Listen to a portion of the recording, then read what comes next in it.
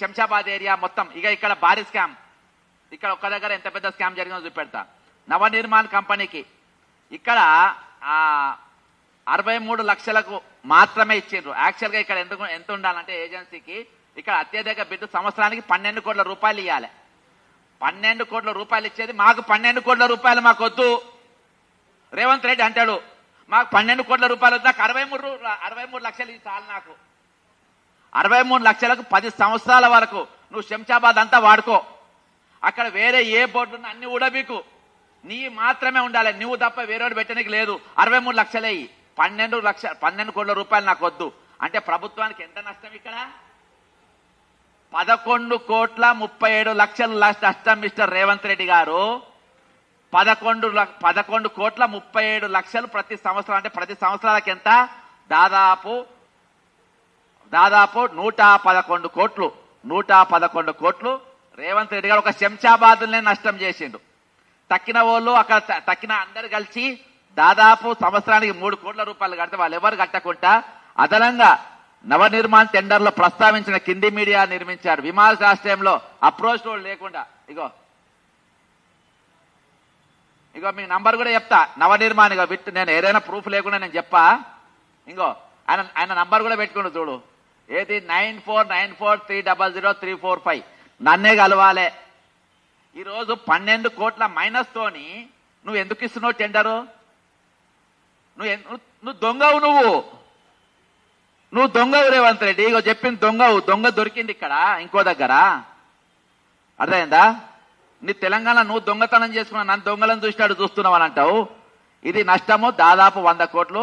ఇక ప్రైవేటు ఎవరైనా బిల్డింగ్ల పైన నా బిల్డింగ్ పెద్దగా ఉంది ఇలా పెట్టుకోనికి వీల్లేదాడా ఏ ఉన్నా మాకు. ఎందుకంటే ప్రైవేట్ బిల్డింగ్లో పెడితే పైసలు కట్టాలి కదా, ప్రైవేట్ వానికి 4 రూపాయలు వస్తాయి అని రోవద్దు కదా.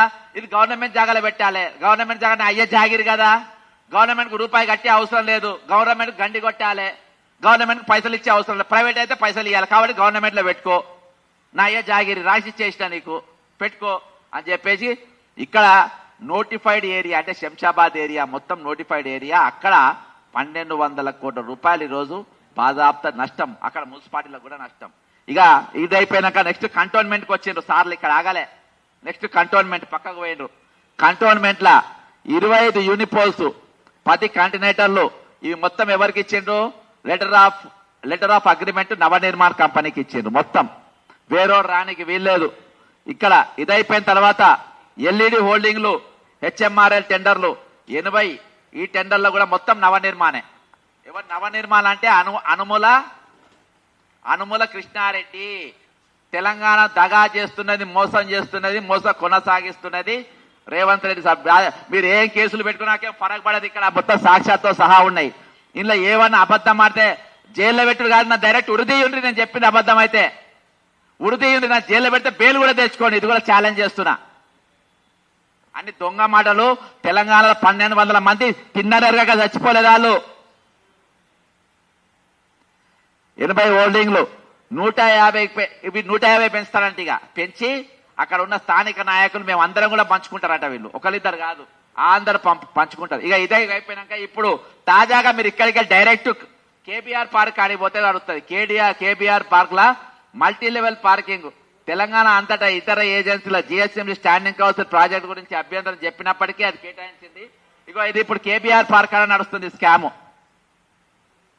ఇప్పుడు ప్రెజెంట్ లైవ్ మీ పోతే అక్కడ దొరుకుతుంది. ఇది ఇవన్నీ కూడా ప్రభుత్వానికి ఆదాయం తెచ్చేటి మిస్టర్ రేవంత్ రెడ్డి. ఇవన్నీ ఆదాయం తెచ్చేది. నువ్వు కరెక్ట్ చెప్పినావు, నువ్వు దొంగవే నువ్వు.